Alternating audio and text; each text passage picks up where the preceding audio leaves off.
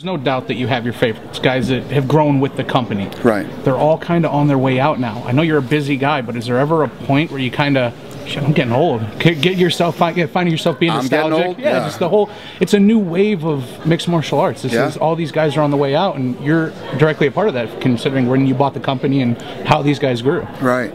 Yeah, no, it's been crazy. I mean, I think the weirdest one for me was, you know, Chuck retiring. I mean, Chuck, I managed him before we even owned the UFC, so when that whole thing happened, it was different. But, you know, and there's a lot of good people coming into the sport now, and a lot of big stars from, you know, Cain Velasquez. You saw the pop for him tonight. Are you shitting me? Think about this, when just that rivalry Brazil and Mexico, when these two fight, that's going to be a huge fight. It really is.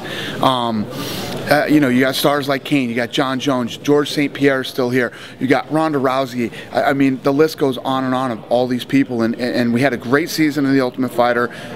You know, a couple of really good guys came off that season. It's good stuff, man. The sport continues to grow. And do you ever catch yourself being nostalgic though? Like being what? Nostalgic. Like thinking about those guys. Never. Yeah. Sometimes, you know, I do. I'd be tonight when we got here. I always have these suites up in the lofts here, right? Skylofts. Yeah. So I'm in the Skyloft and we're walking down that hallway, and I literally said tonight when we were walking down the hallway, I go, dude, you know what this reminds me? When we first started breaking through and we were doing these things, I used to throw huge parties up in the Skyloft, right? These big parties. Everybody would come, and when Chuck would win a fight, he'd come to the party after. And it was crazy. Now when the fight's over, I like fucking run and hide somewhere to go eat, and then I go home. I'm old. Okay, that's what that means. I'm old. I was getting at. The parties are over. And but yeah, I just said that tonight. That when Chuck would fight in Vegas, when this thing started to take off, it was awesome. It was crazy, and it was so much fun because it was so new and we were finally making it. You know, we were on the way up, and now it's just like we got so much shit to do. Between programming all these different countries and the Fox. I mean, the Fox deal alone is a beast. If you look, how many of you guys have Fuel? A lot of you guys have Fuel?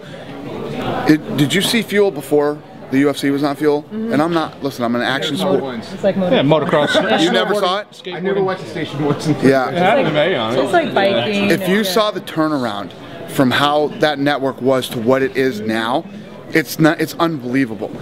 You know, they've had the biggest growth ever in the history of Fuel. The numbers would continue. Every month they keep doing better and better and better.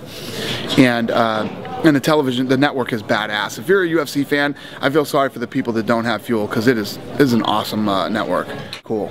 Is there ever a point where you think, I mean, you're a competitive guy, when you've conquered everything, is that, I mean, Fox is done. I guess there's still the premium deal out there, but you know, what's left at this point for you? Well, all the countries. The thing that drives me is I don't even think about that stuff yet, because I know how much work there is to do, you know, and I'm so arrogant about it. I honestly believe that nobody else can do it. Yeah. You know, I honestly believe that. What's it gonna take for you to not feel that way, or do you not know? We're almost there. Yeah. Yeah, we're there. Listen, the UFC can live without me, absolutely 100%. The dude who started fucking McDonald's is gone. Dave Thomas is gone. Do you want to live without the UFC? Not now. Not right now, I don't. But I know what I want to do. I still know what needs to be done. You know, and once I do that, I'd be pretty comfortable with saying okay. You know, and I have to be aligned with the Fertitta brothers too. Right. You know, I can't get to the point where I'm like, okay, I'm out of here. Thanks, guys. I'm leaving. You know. It's you know, we're partners, and well, you mentioned the casino business. Huh? You mentioned the casino business as a possible transition. How many years is that? Huh? How many years is that? Will you be comfortable with that idea? Still 7 or 8 years.